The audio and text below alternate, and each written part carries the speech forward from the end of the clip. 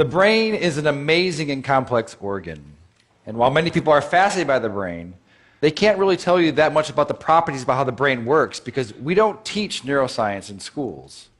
And one of the reasons why is that the equipment is so complex and so expensive that it's really only done at major universities and large institutions. And so in order to be able to access the brain, you really need to dedicate your life and spend 6.5 years as a graduate student just to become a neuroscientist to get access to these tools. And that's a shame because 1 out of 5 of us, that's 20% of the entire world, will have a neurological disorder. And there are 0 cures for these diseases.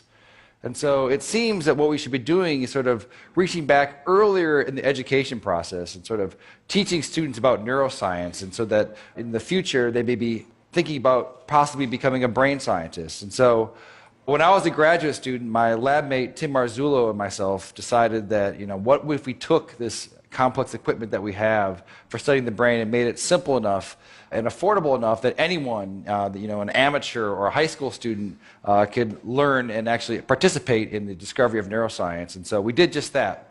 A few years ago, we started a company called Backyard Brains, and we make DIY neuroscience equipment. And I brought some here tonight, and I want to do some demonstrations. You guys want to see some? All right. All right, so I need a volunteer. So right before, what is your name? All right, Sam.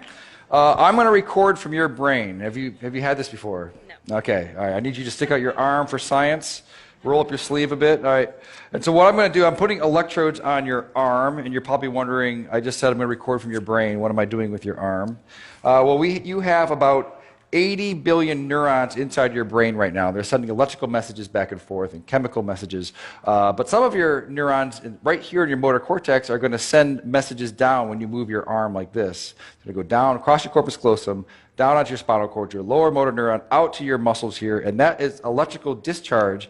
It's going to be picked up by these electrodes right here. And we're going to be able to listen to exactly what your brain is going to be doing. So I'm going to turn this on for a second. Have you ever heard what your brain sounds like?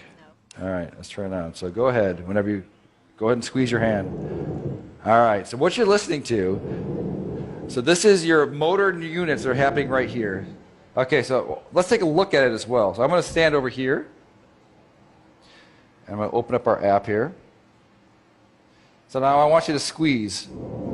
Yeah, so right here, these are the motor units that are happening from her spinal cord out to her muscle right here. And as she's doing it, you're seeing the electrical activity that's happening here. We can even click here and try to see one of them. So keep doing it really, really hard.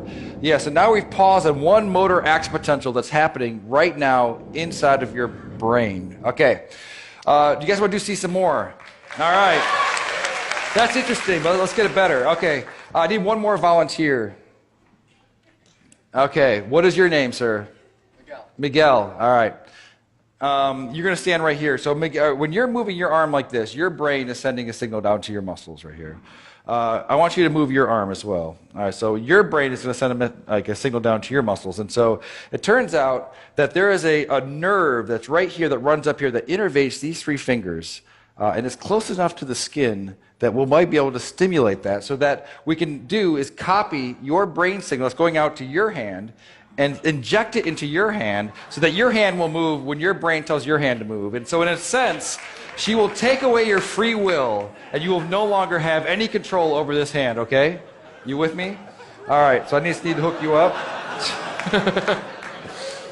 All right, so I'm going to find your ulnar nerve, which is probably right around here. You don't know what you're signing up for when you come up and... So now I'm going to move away, and I'm going to plug it into our human-to-human interface over here. Okay, so Sam wants you to squeeze your hand again. All right. Do it again. All right, perfect. So now I'm going to hook you up over here so that you get the stimulus. It's going to feel a little bit weird at first. This is going to feel like when you lose your free will and someone else becomes your agent, it does feel a bit strange. So I want you to relax your hand. All right, and Sam, you're with me? All right, so you're going to squeeze. I'm not going to turn it on yet, so go ahead and give it a squeeze. All right. So now, are you ready, Miguel? Ready as I'll ever be. Okay, so I've turned it on. So go ahead and turn your hand. Do you feel that a little bit? No. Okay, do it again. Oh, a little bit. A little bit. Okay, so relax. No, hit it again. Okay. Oh, perfect, perfect. All right, so relax. Do it again. All right, so now. All right, so right now, your brain is controlling your arm, and it's also controlling his arm. So go ahead and just do it one more time. All right, so that's perfect. So now, what would happen if I took over my control of your hand? And so just relax your hand. What happens? Nothing. Why not? Because the brain has to do it. Now you do it again. All right, that's perfect. All right, well, thank you guys for being such a good sport.